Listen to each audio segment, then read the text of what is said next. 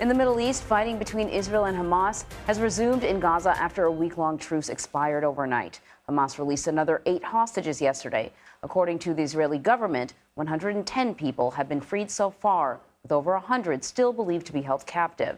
But what happens after they come home? So for more on this, we want to bring in Amy Manson. She's a board member and family support coordinator for Hostage US, a nonprofit organization that helps families of Americans taken hostage and offers support once they return home. Thank you very much. Yeah, the homecoming is just the first step in a long uphill battle, I'm sure. What are some of the challenges that these hostages face once they are freed? And of course, we're also talking about hostages that are children, and I'm sure it's an entirely different challenge for them. Yes, good morning. Thank you so much for having me speak. In our experience, captivity is one of the most difficult human experiences. So what is it like when they're released? There is a host of possible emotions. There's grief. There's grief for what has been lost of their life. Many people will be returning to not know what their communities look like. They may have lost family members. They may have lost neighbors. They may have lost their homes. That kibbutz may no longer be a place that they can return to. There is fear, despair. There's guilt. There's survivor's guilt, which people are also curious to understand. It's saying, I got out, but others are still being held. But it's also guilt of, did I not do something right? Did I cause this to happen to our community? Did I not say goodbye to the person that now has been lost to me? There is helplessness. There is a loss of autonomy. There is anger, rightly so, and there's also a loss of connection and a degree of disorientation. So a returning hostage is best served by having immediate assistance, which is about medical assistance. It's also psychiatric and psychological evaluation and support. Our expectation is that this is being done in Israel. Usually it's done in a military context, whereby people are deprogrammed, hopefully, and it's a process of working through immediate needs that are medical usually, and then beginning psychiatric and psychological support, and then also integrating with, here's what's happened since you've been gone, and then meeting up and rejoining with family. The hostages taken by Hamas range from tiny babies to the elderly.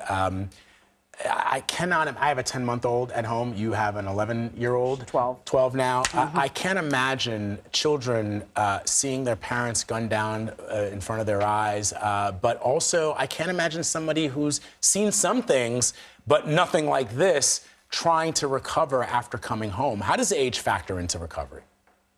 That's a really good question. Much will have to do with, obviously, the individual's health before, during, and then as they're released. So health affects our ability to get over a situation.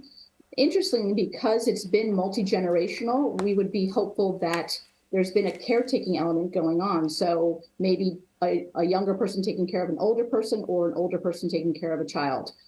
Don't get me wrong, it's a heinous human tragedy to hold elderly children, infants, and really any human being.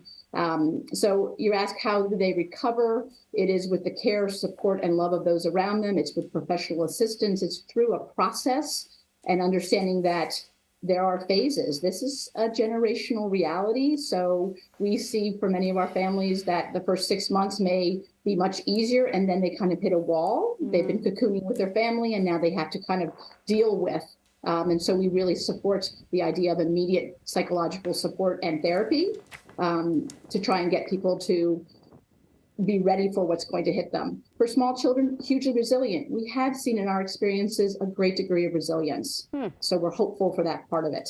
You know, that's what I was going to ask you about, actually, because you always hear, oh, the kids are so resilient, and we've seen these children, meeting up with their family members again, and sort of running down the hallway laughing. And I always think to myself, whenever I hear kids are so resilient, I always think, well, where do you think these adults that are dealing with trauma came from, right? They were children who appeared resilient at one point, but didn't get the support that they need. Can you sort of address that idea that children are so resilient, so perhaps because they're so young, they can bounce back? So I'm not an expert on children, but from the standpoint of understanding how we hold memories and how memories affect us and how we process information. So if you were a Holocaust survivor and relived it through this kind of a hostage situation, wow, that would tear the scab. That would be a huge additional trauma. It would reawaken horrible experiences. Children typically have not yet experienced these things, so they're not pulling back into and having the burden, shall we say, of the additional strain and trauma of this. Notwithstanding, and I say it again, this is one of the most heinous crimes that can happen, and the impact to children is real. It is the fact that they can recover from it, they can learn how to deal with it, and it does mean it's a lifelong dedication to therapy, to assistance, to support in a strong community. Mm-hmm. All right, Amy Manson, we're all thinking about the hostages as they come home, and hopefully they'll get the help that they need, because it's probably a long road to recovery. We appreciate your time. Thank you so much for having me.